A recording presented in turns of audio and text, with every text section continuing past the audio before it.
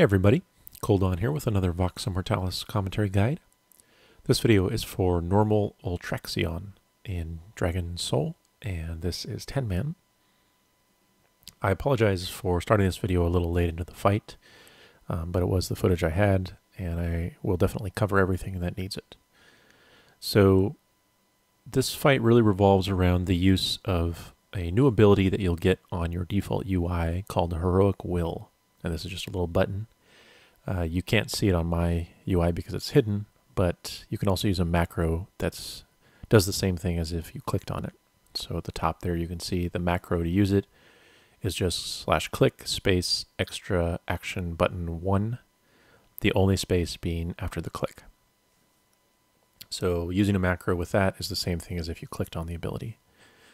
So when you use Heroic Will, it will cause you to stun yourself so you can't do anything for 5 seconds, but you will also fade out of the Twilight realm where you spend most of the fight.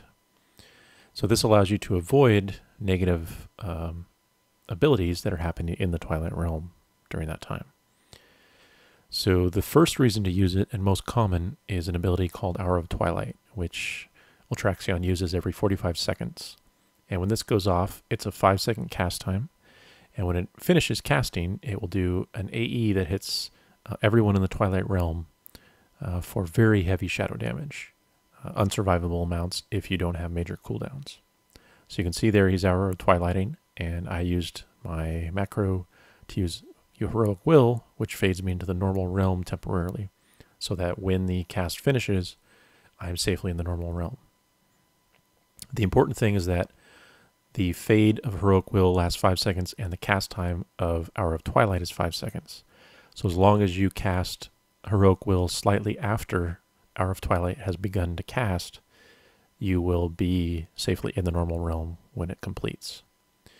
That said, you need at least one raid member to always take damage from Hour of Twilight when it finishes casting.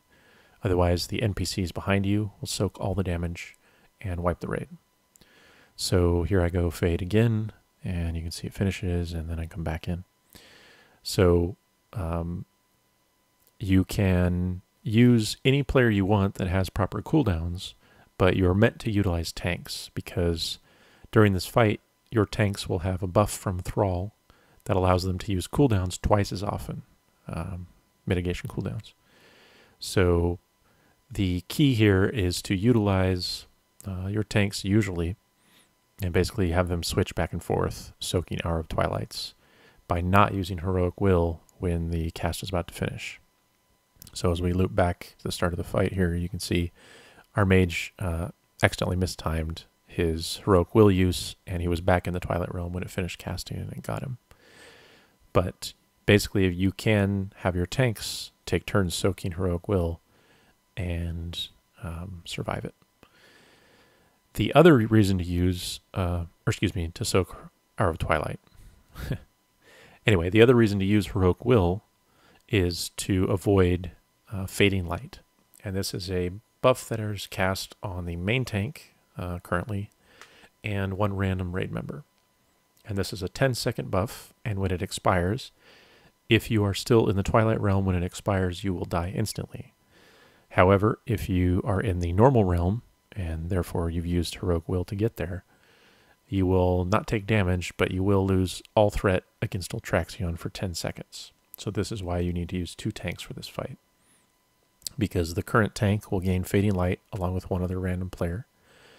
So as soon as that happens, the other tank needs to taunt off the original tank. When Fading Light gets to about 3 or 4 seconds remaining on those 2 players, they need to use Heroic Will to fade into the normal realm, safely avoiding the expiration while there, and then they come back in. And this prevents Ultraxion from killing a non-tank, basically. So it's important all your raid members have a way to determine if they have Fading Light and the time left on it. As long as they use Heroic Will when Fading Light has less than 5 seconds, they will be okay. So other than those mechanics, it's all really about DPS and healing. Which is, of course, every fight. But in this case, the amount of healing required increases every minute that the fight goes on quite substantially. So every 6 seconds at the start of the fight, Ultraxion will hit the raid with a big shadow AE, hitting everyone that's in the Twilight Realm. But every minute after that, the cooldown on that shadow AE will go down by 1 second until the 5-minute mark, at which point it caps out at 1 second between casts. So obviously at 4 minutes to 59, it's every 2 seconds. But then at the 5-minute and beyond mark, it's suddenly every 1 second, doubling the damage intake to the raid. So it's a huge difference. If you can beat him before 5 minutes, that's way easier than after, for example. So try to balance your damage and healing appropriately. To help with this damage, though, there are 2, or actually 3, excuse me, buffs that you can get from the NPCs. So the first one is a red crystal, and it's just increases your healing by 100%. One person can get that. The second one is a green crystal, which I get in the fight. And this basically duplicates the first heal ability you use on someone. It duplicates that effect and splits it among all raid members in the Twilight Realm. So this is really strong, we found, for druids, because you often have multiple heals going off in any given global cooldown, whereas other healers usually do not. But it's important to note that it doesn't duplicate things like wild growth.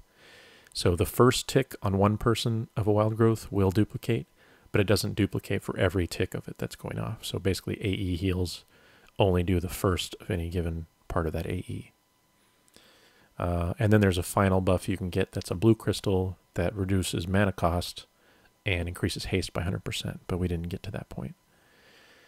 So yeah, that's Ultraxion. It's a pretty cool fight, and it's just about getting used to that heroic will ability and then managing who's going to soak the Hour of Twilight and what sort of rotation.